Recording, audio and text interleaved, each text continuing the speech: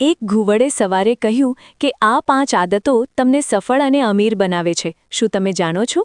રામગંજના તે નિરાશ યુવાનને એક સામાન્ય દેખાતા ઘુવડે સફળતાના તે 5 ગુપ્ત નિયમો કહ્યા હતા, જેને જાણીને અને અપનાવીને કોઈ માણસ ક્યારેય ગરીબી અને અસફળતાનો મુખ જોતો નથી. આ કોઈ કાલ્પનિક વાત નથી, પરંતુ આદતોમાં છુપાયેલી તે શક્તિનું રહસ્ય છે જે ભાગ્યને પણ બદલી શકે છે. આ કથા સંપૂર્ણ સાંભળ્યા પછી તમારા જીવનમાં એવી ઊર્જા ભરાઈ જશે કે કોઈ મુશ્કેલી તમને રોકી શકશે નહીં અને તમારા માટે સફળતાના દ્વાર આપોઆપ ખુલવા લાગશે. તમારા હૃદયને એવો સુકૂન મળશે જેવો ક્યાંય બીજે નથી મળતો. નમસ્કાર પ્રિય દર્શકો, અમારી ચેનલમાં તમારા બધાનું સ્વાગત છે. આજે આપણે વાત કરીશું સવારની તે 5 ચમત્કારી આદતોની જે તમારું ભાગ્ય બદલી શકે છે. ઘણા લોકો પોતાના જીવનમાં દિવસ-રાત મહેનત કરે છે, તેમ છતાં ઘરમાં હંમેશા પૈસાની તંગી રહે છે. તેઓ કોશિશ તો ઘણી કરે છે, પર કામયાબી તેમનાથી કોસો દૂર રહે છે. આખરે આવું કેમ થાય છે?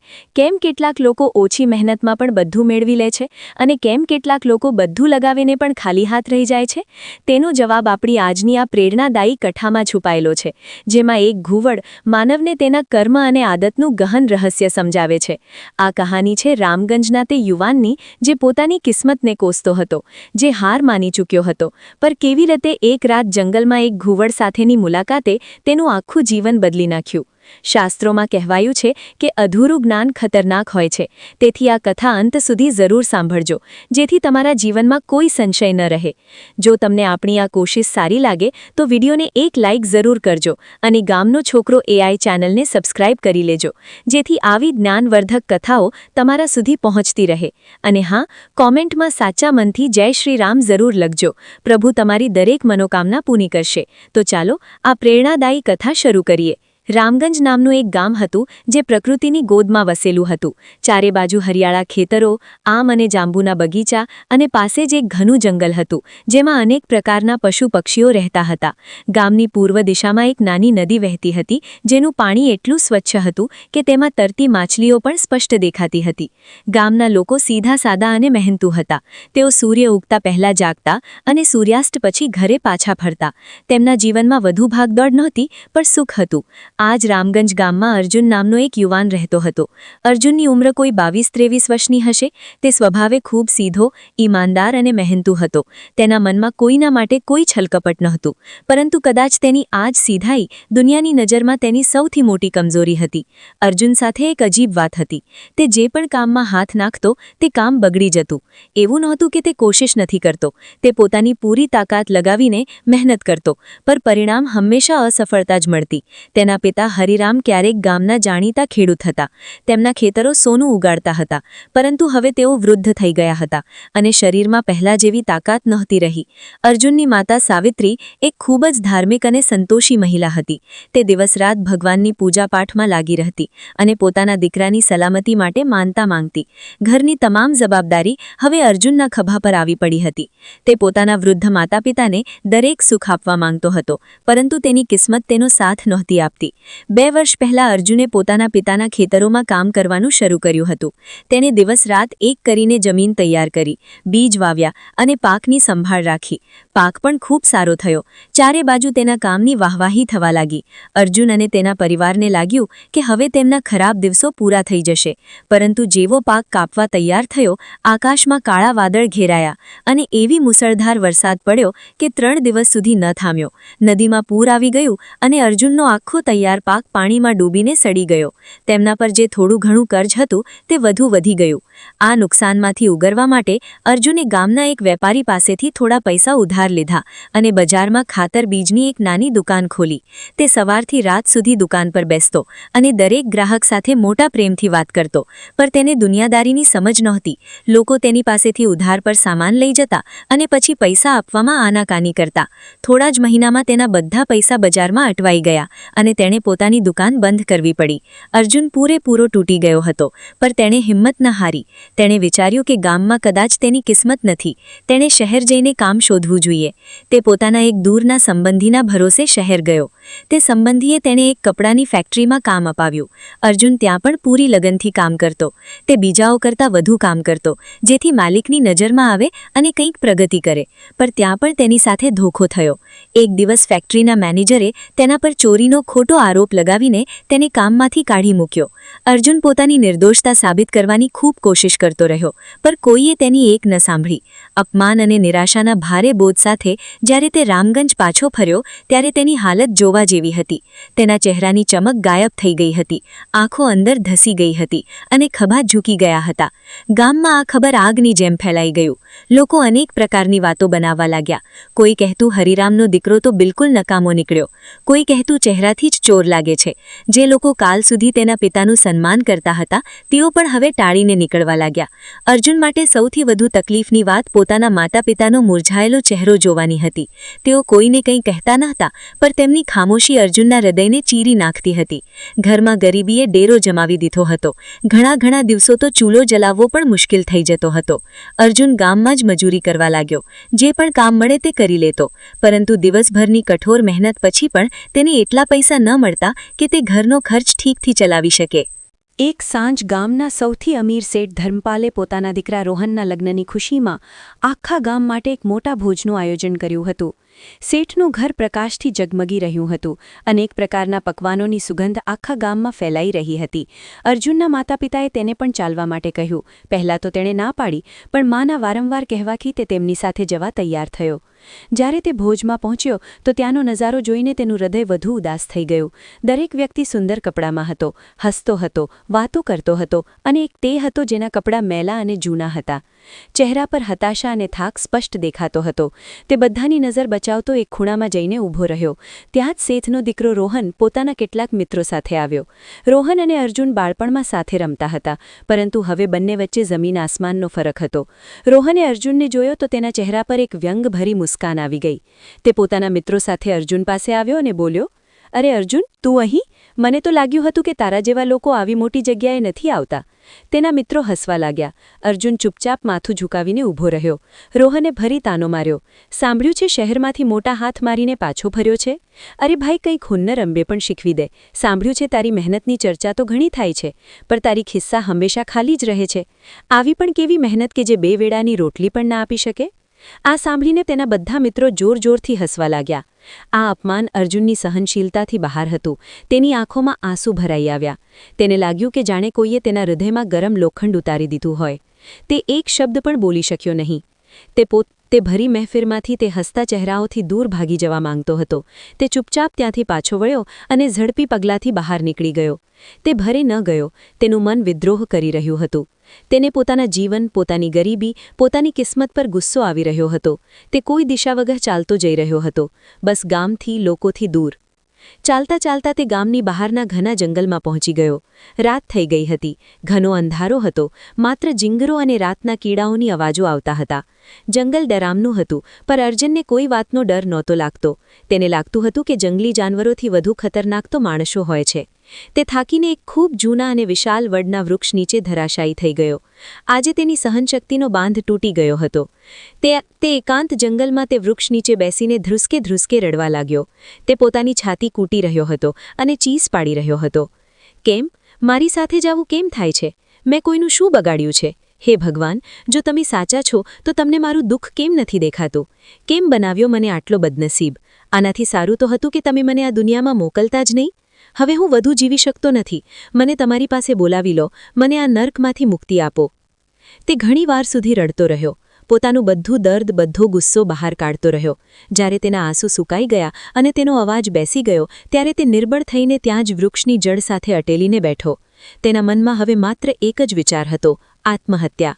તેણે વિચાર્યું, આવું જીવન જીવવાથી શો ફાયદો જ્યાં દરેક ક્ષણ અપમાન અને નિરાશા હોય?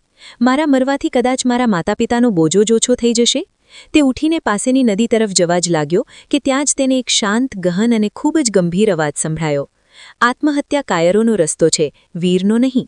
અર્જુને ચોંકીને આમ તેમ જોયું. ત્યાં દૂર સુધી કોઈ નહોતું. તેને લાગ્યું કે આ તેના મનનો ભ્રમ છે. તે ફરી આગળ વધવા લાગ્યો. અવાજ ફરી આવ્યો. સમસ્યાથી ભાગવું એ ઉકેલ નથી, યુવાન. સમસ્યાઓની આંખોમાં આંખો નાખીને તેનો સામનો કરવામાં જ સાચી જીત છે. આ વખતે અર્જુન ઊભો રહી ગયો.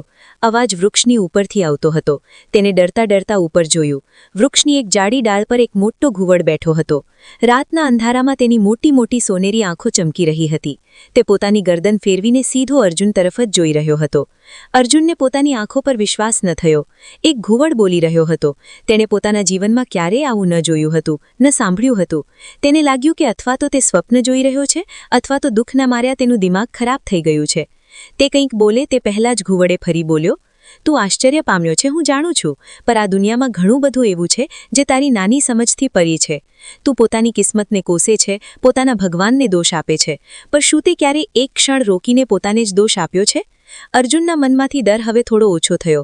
તે ઘુવડના અવાજમાં એવી શાંતિ હતી, એવો ઠહેરાવ હતો જે મનને સુખ આપતો હતો. અર્જુને હાથ જોડીને કાંપતા અવાજે પૂછ્યું, હે જ્ઞાની પક્ષી, તમે સાચા કહો છો, પણ હું શું કરું? હું આ વિચારોથી પીછો છોડાવી શકતો નથી. તમે જ મને કોઈ રસ્તો બતાવો. હું આ જીવનથી હારી ગયો છું. ઘુવડે કહ્યું, ધીરજ રાખ યુવાન, દરેક રાત પછી સવાર થાય છે. તારા જીવનનો અંધારો પણ હવે પૂરો થવાનો છે, પરંતુ તે માટે તારે પોતાને બદલવું પડશે. તારે તારી તે આદતો બદલવી પડશે જેણે તને જકડી રાખ્યો છે. જ્ઞાન શબ્દોથી નહીં, અનુભવથી મળે છે. હમણાં માટે તું ઘરે જા અને કંઈ વિચાર્યા વગર શાંતિથી સૂઈ જા.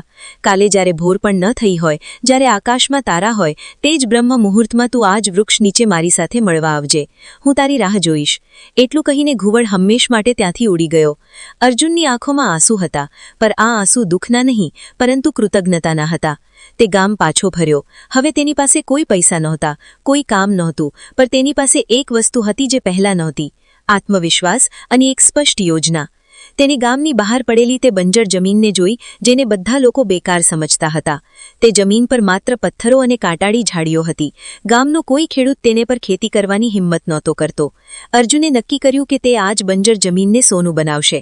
જ્યારે તેણે લોકોને પોતાની યોજના કહી તો બધાએ તેના પર હસી કાઢ્યું. રોહને ખીરી તેની મજાક ઉડાવી. લાગે છે શહેરની માર ખાઈને એનું દિમાગ ખરાબ થઈ ગયું છે. જે માણસ ઉપજાઉ જમીન પર કંઈ ન કરી શક્યો તે આ પથ્થર પર શું કરશે? પરંતુ અર્જુને કોઈની વાત પર ધ્યાન ના આપ્યું.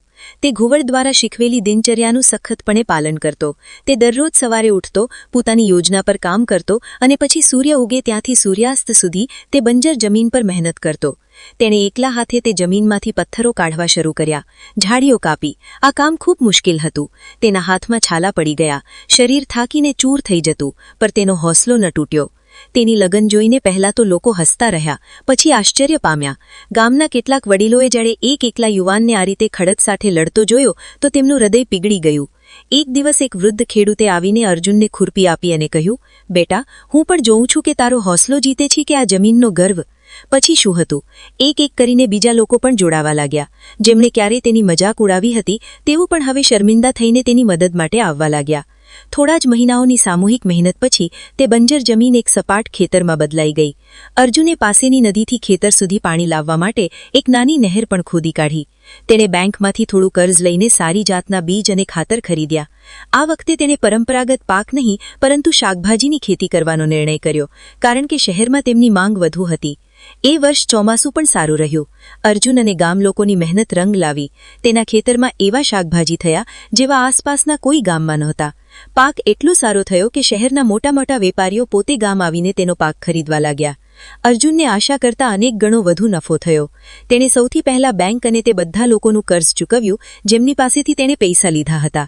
તેણે પોતાના માટે એક પાક્કું ઘર બનાવ્યું અને પોતાના માતા પિતાને તે દરેક સુવિધા આપી જેનું તેમણે ક્યારેય સ્વપ્ન જોયું હતું. પરંતુ સફળતા મેળવીને તે બદલાયો નહીં. તે પહેલા કરતાં પણ વધુ નમ્ર બની ગયો. તેણે પોતાની કમાણીનો એક ભાગ ગામના વિકાસમાં લગાવ્યો. એક નાનું શાળા ખોલાવી જેથી ગામનું કોઈ બાળક અભણ ન રહે. જે રોહને તેને સૌથી વધુ અપમાનિત કર્યો હતો, એક દિવસ તે જ તેની પાસે આવ્યો અને હાથ જોડીને બોલ્યો, અર્જુન, મને માફ કરી દે. હું ઘમંડમાં અંધો હતો. શું તું મને શીખવી શકે છે કે ખેતી કેવી રીતે કરવામાં આવે છે? અર્જુને તેને ભેટી પાડ્યો અને કહ્યું, હું તને બધું શીખવીશ. આખરે આપણે બાળપણના મિત્રો હતા. અર્જુન હવે રામગંજનો સૌથી સફળ અને સન્માનિત વ્યક્તિ બની ચૂક્યો હતો.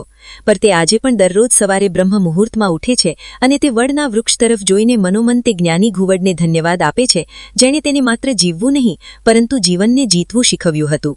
કહાની તો અહીં સમાપ્ત થાય છે, પર તે રહસ્ય હજુ બાકી છે. તે રાતે ઘુવડે અર્જુનને જે 5 વાતો કહી હતી જે તેની સફળતાનો આધાર બની, તે દરેક માણસ માટે એક વરદાન છે. જો તમે પણ પોતાનું જીવન બદલવા માંગો છો તો આ 5 આદતો ખૂબ ધ્યાનથી સાંભળો અને પોતાના જીવનમાં ઉતારવાનો સંકલ્પ લો. પહેલી આદત, બ્રહ્મ મુહૂર્તમાં જાગવું. ઘુવડે અર્જુનને કહ્યું કે સૂર્ય ઉગે તેનાથી આશરે 1.5 કલાક પહેલાંનો સમય બ્રહ્મ મુહૂર્ત કહેવાય છે. આ સમયે બ્રહ્માંડમાં એક ખાસ સકારાત્મક ઊર્જાનો પ્રવાહ હોય છે. જે વ્યક્તિ આ સમયે ઉઠે છે તેનું શરીર અને મન તે ઊર્જાને શોષી લે છે. તેનાથી બુદ્ધિ તેજ થાય છે, મન શાંત રહે છે અને આખા દિવસ શરીરમાં ચુસ્તી રહે છે. સવારે જલ્દી ઉઠવાથી તમને બીજાઓ કરતાં વધુ સમય મળે છે.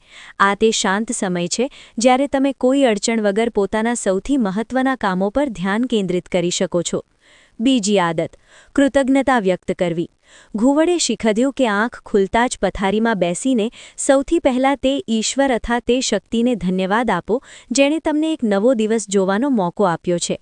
પોતાના માતા-પિતા, પોતાના ઘર, પોતાની શ્વાસ માટે જે કંઈ પણ તમારી પાસે છે, ભલે તે કેટલું પણ નાનું હોય, તેના માટે સાચા મનથી કૃતજ્ઞતા અનુભવો. જ્યારે તમે ધન્યવાદના ભાવથી દિવસની શરૂઆત કરો છો તો તમારું મન સકારાત્મકતાથી ભરાઈ જાય છે. તમે તે વસ્તુઓ પર ધ્યાન કેન્દ્રિત કરો છો જે તમારી પાસે છે, નહીં કે જે તમારી પાસે નથી. આ સકારાત્મક વિચારસરણી એક ચુંબકની જેમ કામ કરે છે, જે તમારી તરફ વધુ સારી વસ્તુઓને આકર્ષિત કરે છે. ત્રીજી આદત, પોતાના દિવસની યોજના બનાવવી. પથારી છોડ્યા પછી આગામી 5 થી 10 મિનિટ શાંતિથી બેસીને પોતાના આખા દિવસની એક નાની યોજના બનાવો. એક કાગળ પર લખો કે આજે તમારા સૌથી જરૂરી 3 કે 4 કામ કયા છે. જ્યારે તમારી પાસે એક સ્પષ્ટ લક્ષ્ય હોય તો તમારું મન ભટકતું નથી. તમે પોતાનો કિંમતી સમય અને પોતાની ઊર્જા નકામા કામોમાં વેડફતા નથી. આ આદત તમને અનુશાસન શીખવે છે અને તમને દરરોજ તમારા મોટા લક્ષ્યના એક પગથિયું વધુ નજીક લઈ જાય છે. ચોથી આદત, પોતાના પર કામ કરવું. દર સવારે ઓછામાં ઓછા અડધા કલાક માત્ર પોતાના માટે કાઢો. આ સમયમાં પોતાના શરીર અને મનને પોષણ આપો. તમે વ્યાયામ કરી શકો છો, યોગ કરી શકો છો, ધ્યાન કરી શકો છો અથવા તો કોઈ એવી પુસ્તક વાંચી શકો છો જે તમને પ્રેરણા આપે. આ સમય તમારા મોબાઈલ ફોન અને દુનિયાની ચિંતાઓથી દૂર માત્ર તમારો જ હોવો જોઈએ. જ્યારે તમે પોતાના શરીરને સ્વસ્થ રાખો છો અને પોતાના મનને જ્ઞાનથી ભરો છો તો તમારો આત્મવિશ્વાસ આપોઆપ વધી જાય છે. તમે જીવનની કોઈ પણ પડકારનો સામનો કરવા માટે શારીરિક અને માનસિક રીતે મજબૂત બનો છો. પાંચમી અને સૌથી મહત્વની આદત, સૌથી મુશ્કેલ કામ સૌથી પહેલાં કરવું. ઘુવડે અર્જુનને કહ્યું કે આપણા માનવોની આદત હોય છે કે આપણે મુશ્કેલ કામોને ટાળતા રહીએ છીએ. આ ટાળેલું કામ આખા દિવસ આપણા દિમાગ પર એક બોજની જેમ રહે છે. આ આદત બદલો.